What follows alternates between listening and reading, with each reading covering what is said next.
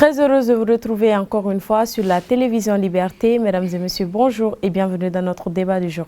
Alors, comme titre, aujourd'hui, nous allons parler du Mali. Le président de la transition a reçu en audience une délégation saoudienne. Toujours au Mali, nous parlerons du communiqué du ministre en charge des transports sur la situation de prise des services de la compagnie Air France au Mali. Et enfin, nous parlerons d'incivisme. Alors, encore une fois, merci de nous suivre sur la télévision Liberté. Aujourd'hui, je suis accompagnée par M. Amadou Maïga. Monsieur Maïga, bonjour. Bonjour madame. Bienvenue sur notre plateau. Merci beaucoup. Alors, comme je le disais dans les titres, le président de la transition, le colonel Assimi Goïta, a reçu en audience une délégation du Royaume d'Arabie Saoudite. Selon ses confidences, à la presse, il était question d'un renforcement de la coopération entre les deux pays dans divers domaines, notamment celui des humanitaires, de l'humanitaire et du développement porté sur certains grands projets, notamment la construction de la route de Kidal et la signature d'une convention pour la construction du 4e pont de Bamako. Alors, M. Maïga, comme je le disais, une rencontre entre le président et la délégation Arabie Saoudite. Ils ont parlé sur beaucoup de points, notamment la construction du 4e pont et de la route de Kidal. Oui, merci beaucoup. Le président de la transition est en réalité, dans sa vision de souveraineté, en train de faire en sorte qu'il marque d'une tâche indélébile le secteur du développement, le secteur économique. Alors, c'est deux pays qui sont des amis de longue date, l'Arabie Saoudite et le Mali. C'est une coopération qui est vieille. Je ne maîtrise pas très bien la diplomatie, mais en ma qualité de journaliste, ce que je vois, je sais que l'Arabie Saoudite a tout le temps été à côté du Mali dans beaucoup de domaines. Alors, lorsqu'on a parlé de développement, et quand on te parle de la route d'abord le 4e pont, oui. Le 4e pont de Bamako, c'est une nécessité. Oui. C'est plus qu'une nécessité aujourd'hui. Et on sait aussi que l'Arabie Saoudite a déjà un pont ici, le pont Fad.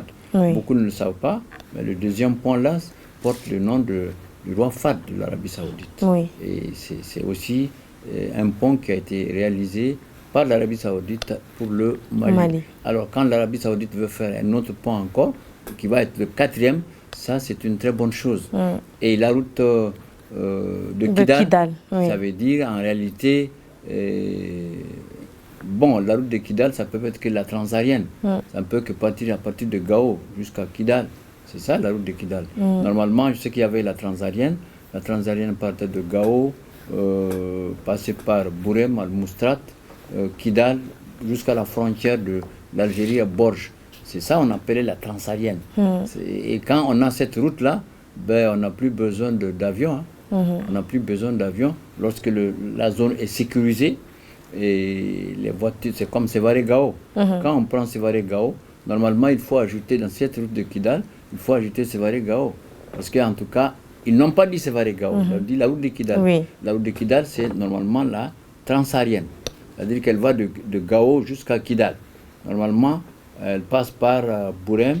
Et si Taoussa est réalisé, peut-être qu'elle va passer par Ntarkint, Anafis, jusqu'à Bourissa.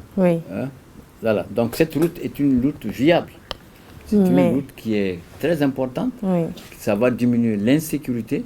Parce qu'aujourd'hui... C'est ce que j'allais vous demander, si il est favorable de construire cette route en période d'insécurité. Mais si. Mais en réalité, beaucoup de Maliens te disent on ne peut pas faire ça, parce qu'il y a l'insécurité.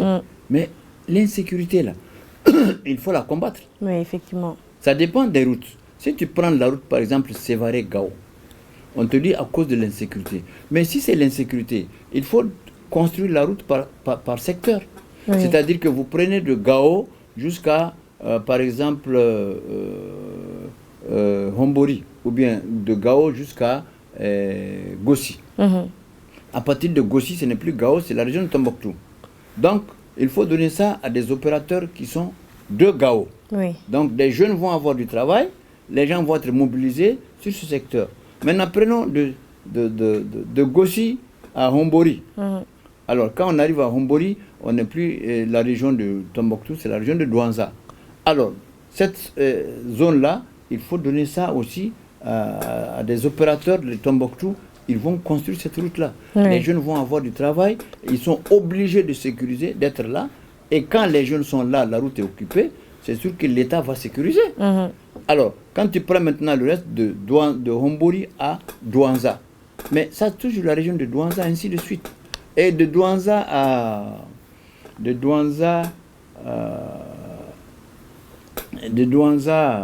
pas jusqu'à Konna, mais de Douanza à Boré. Et à partir de là, il y a le goudron. Si on procède comme ça, Gao, par exemple, tu prends de Gao jusqu'à Bourem, Bourem Al-Moustrat, Al-Moustrat Ntarkint, Ntarkint Nafis, Nafis maintenant, on va directement à Kidal, à partir de Nafis, si on pousse droit, ou bien on traverse le Markouba pour aller à Gelhok, aller à Tessalit. C'est une voie comme ça. Maintenant, puisqu'ils ont dit la route de Kidal, c'est vrai que si cette route est construite, mais l'insécurité va diminuer. Maintenant, beaucoup de populations te disent il y a l'insécurité. Mais c'est vrai qu'il y a l'insécurité. Mais il faut les routes là aussi, elles sont viables. C'est des éléments de communication qui facilitent le déplacement, la mobilité même des agents de sécurité au cas où. Ça facilite. Mais s'il n'y a pas de route, ça sera difficile. Aujourd'hui, il y a beaucoup de bandits qui viennent, qui font déplacer des villages, qui tuent les gens, qui amènent les animaux. On ne peut pas les chasser parce qu'ils sont en moto.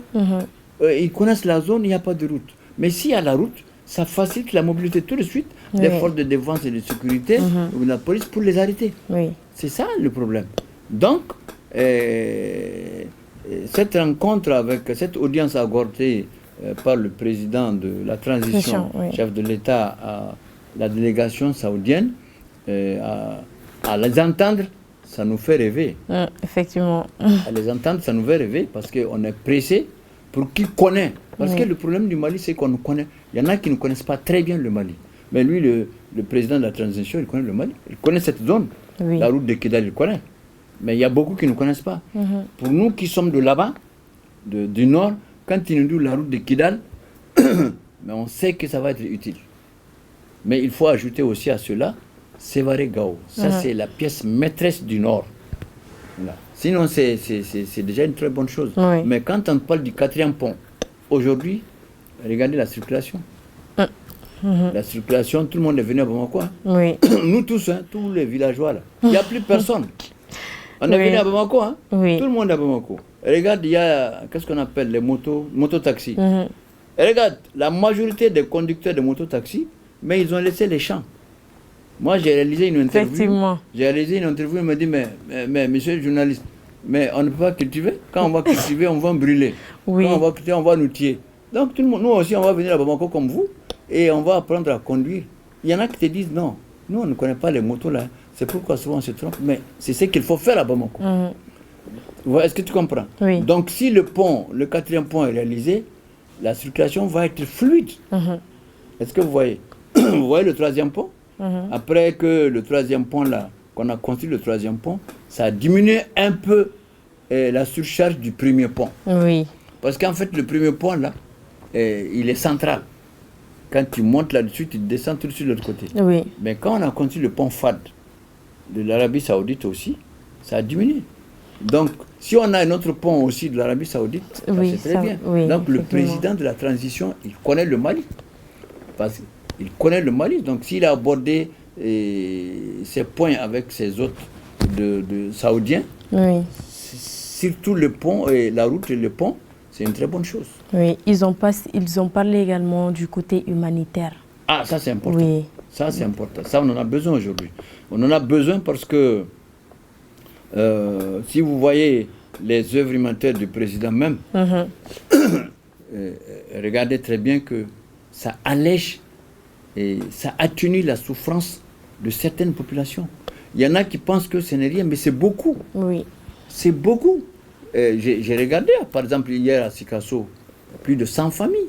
Mais c'est l'humanitaire, les gens en ont besoin. Les gens vraiment en ont besoin aujourd'hui. Si vous voyez le mois de la solidarité, c'est créé pour ça.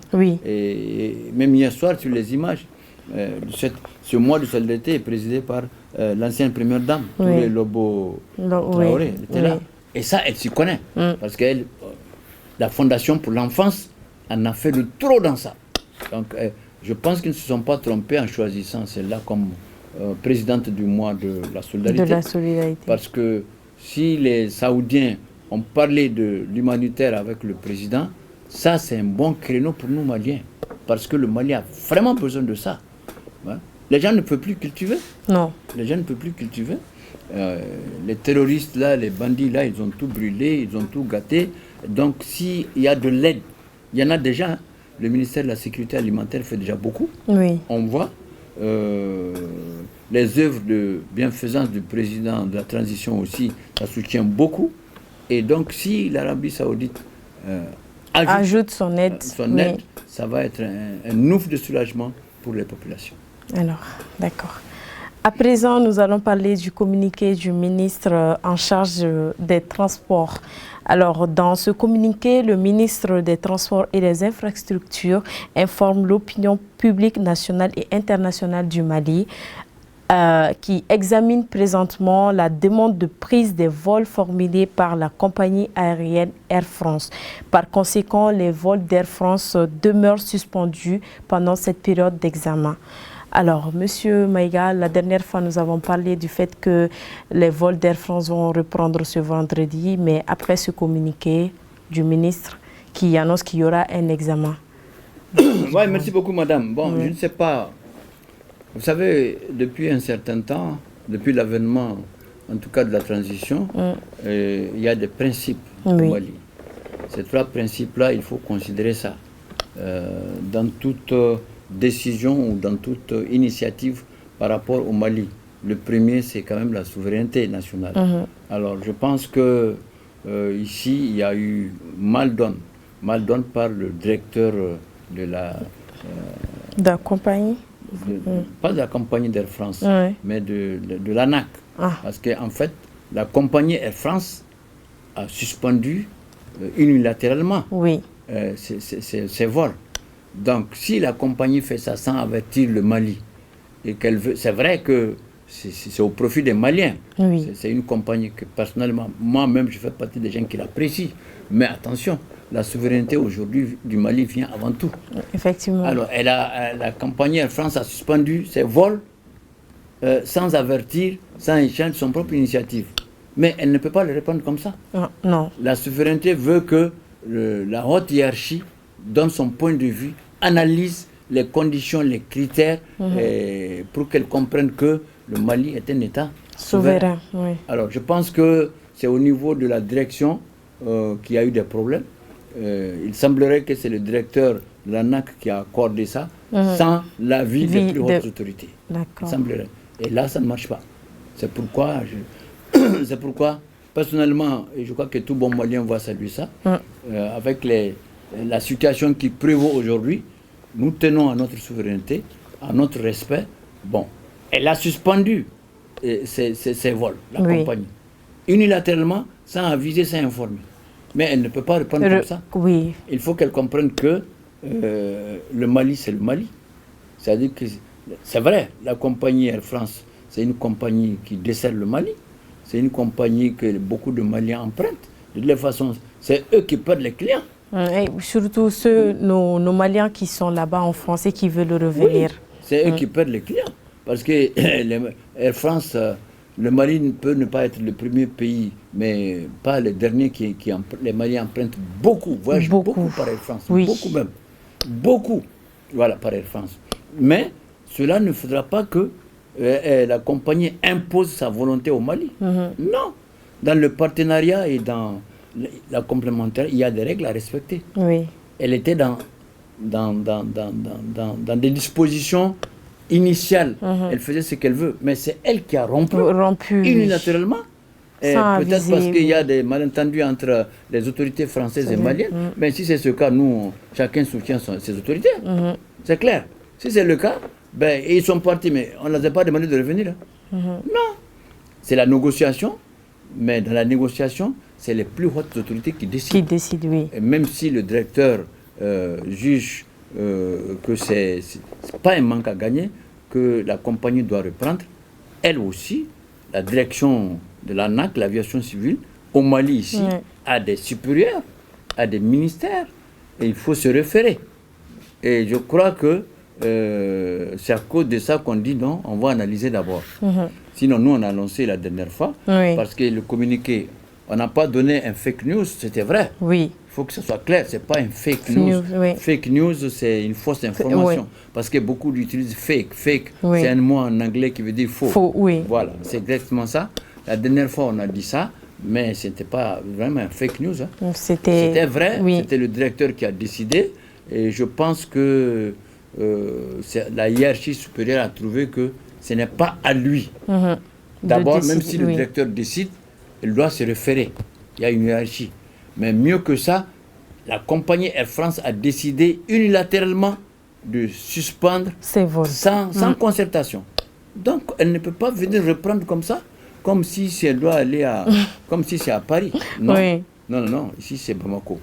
Donc, en fait, je trouve que ça va s'arranger. De toutes les façons, je pense que ça va s'arranger et je pense aussi, de mon point de vue, que la décision de les faire attendre pour analyser d'abord tous les contours et qu'on s'entende clairement sur quoi les conditions de la reprise, qu'elles acceptent ça, là, il n'y a pas de problème. Alors, enfin, nous parlerons d'incivisme dans notre débat. Nous n'allons jamais cesser de parler de cela, surtout M. Maïga. Oui. Bon, merci beaucoup. Moi, je pense qu'il faut parler de l'incivisme dans tous les domaines au Mali. C'est vrai que le côté qui est tout de suite vu, c'est la circulation routière. Et ça, il ne faut jamais se lasser de le dire. Parce qu'en réalité, la circulation routière, la mobilité, elle est très utile au Mali. Et d'ailleurs partout dans le monde. Mais nous, on parle de chez nous à Bamako, surtout Bamako, qui est la capitale du Mali. Imaginez que quand vous venez à la télé, quand nous venons ici, il y en a qui descendent de service. Surtout vers 17h là. Il y en a qui descendent de service. Alors quand on descend de service, il y en a qui montent de service. Ça dépend. Vous voyez, Bamako, la majorité des services, ce n'est pas très déconcentré. La majorité des départements, d'ailleurs, on a une chance maintenant que tous les départements sont réunis à la cité administrative. La majorité, à part le ministère de la Défense, des Affaires étrangères, je crois, de Finances, presque les départements sont à la cité. Ça fait en sorte que tout le monde est parti vers la cité. Sinon, tous les services presque sont de ce côté. Mais imaginez, l'ANASER, c'est bien ça, qui s'occupe de la circulation là. Le lundi, le mardi, était sur les voies avec les policiers. Pour commencer à sensibiliser, comme Touré aime le dire, mon co-débatteur qui n'est pas là aujourd'hui. De toutes les façons, rassurez-vous, les auditeurs, ils se portent très bien, comme lui, il le dit. Et moi, de mon point de vue, on a trop sensibilisé. Et je pense que notre comportement doit changer. D'abord dans la circulation. Mais la circulation, c'est très simple, c'est un code.